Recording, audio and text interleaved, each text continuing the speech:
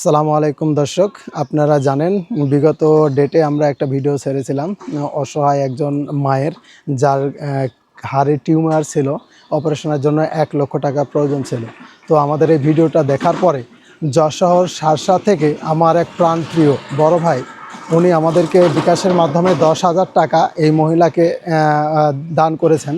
এখন আমরা এই টাকা তার হাতে তুলে দেওয়ার জন্য যাচ্ছি। আপনারা সঙ্গেই থাকবেন ইনশাল্লাহ।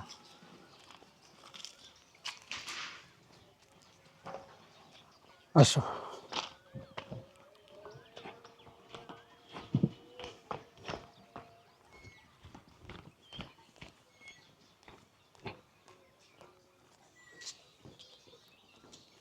সালামু আলাইকুম। আছেন? ওকে, আসো। সালামু আলাইকুম। ভালো আছেন আপনি?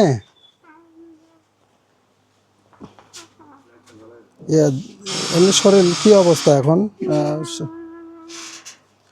তো আমরা আপনার একটা ভিডিও নিয়েছিলাম গত ডেটে। হ্যাঁ, ভিডিও নেওয়ার পরে দর্শক এই ভিডিওটা দেখছে। দেখার পরে আমার এক বড় ভাই, খুবই ঘনিষ্ঠ, যশোর শার্শা বাড়ি, উনি 10,000 টাকা আপনাকে দিয়েছেন এই চিকিৎসা বাবদ।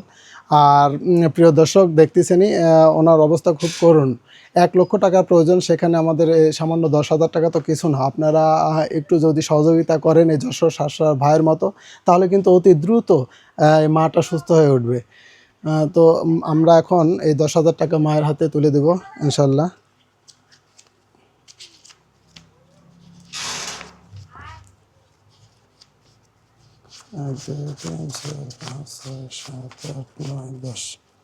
এই টাকাটা আপনি রাখেন, আর ওই ভাইয়ের জন্য দোয়া করেন ইনশাল্লাহ। আর আমরা চেষ্টা করতেছি যতদিন এই ভিডিও চলবে টাকা আসবে, আপনি টাকা আমরা পৌঁছা দেবো ইনশাল্লাহ। নিশ্চিন্তে থাকবেন এটা।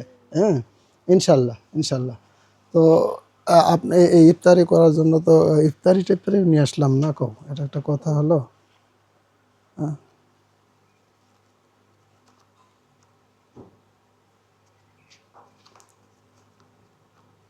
আপা, এটা নিয়ে আপনি একটু ইফতারি কিনে দিবেন। হ্যাঁ, ইফতারি কিনে দিবেন। ইফতারিটার জন্য দোয়া করেন মা, যে দিছে যশোরের ভাইটার জন্য আপনি দোয়া করেন। আর ও জিও ভাই ঘা হয়েছে, বুঝতে পারছি, পুষ্টির অভাব। আপনার পুষ্টির অভাবে এই সমস্যাটা হচ্ছে। তাহলে দ্রুত একটু আপাতত মানে যে প্রাথমিক চিকিৎসাটা দিয়ে নেন, ঠিক আছে? তারপরে আস্তে ধীরে কি পর্যায়ে আসে দেখে শুনে টাকা পয়সা লাগলে দর্শক আছে, দর্শকরা মোটামুটি এখন সাড়া দিচ্ছে। হ্যাঁ, আপনি আপাতত প্রাথমিক চিকিৎসাটা শুরু করে দেন, ঠিক আছে?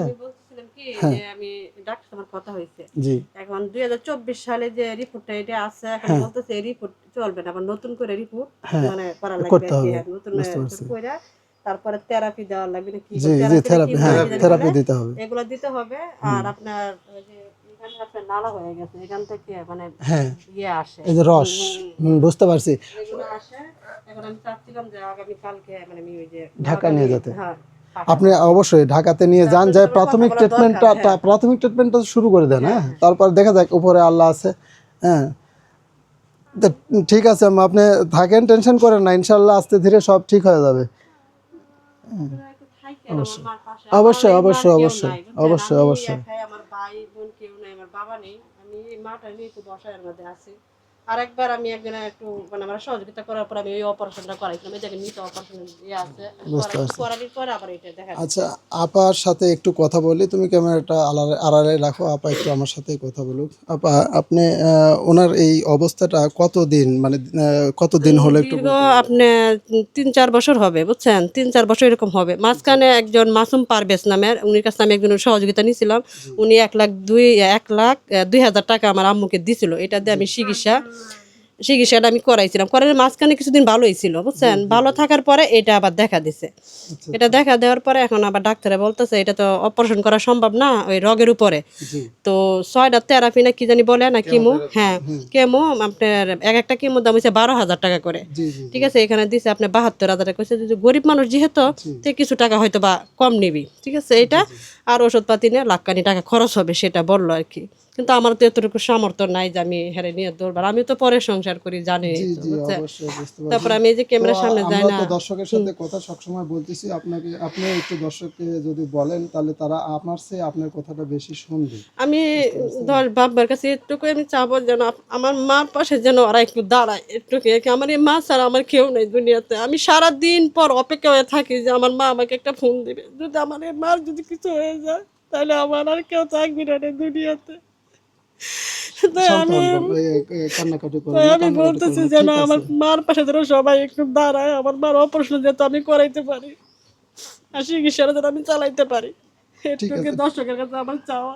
ঠিক আছে ঠিক আছে, আপনি কান্নাকাটি করেন না, আপনি কাজ করেন। দর্শক উনি মানে যে কথা বলতে বলতে এতটাই মানে মর্মাহত অবস্থা ওনার কাছে, আমার মানে যে আর কথা বলা ঠিক হবে না। তো যাই হোক, আপনারা সব কিছু দেখলেন, অনুগ্রহ করে এনাদের পাশে দাঁড়াবেন আশা করছি, আর সঙ্গেই থাকবেন আমাদের। আমরা এই পর্যন্ত শেষ করছি। আল্লাহ হাফেজ।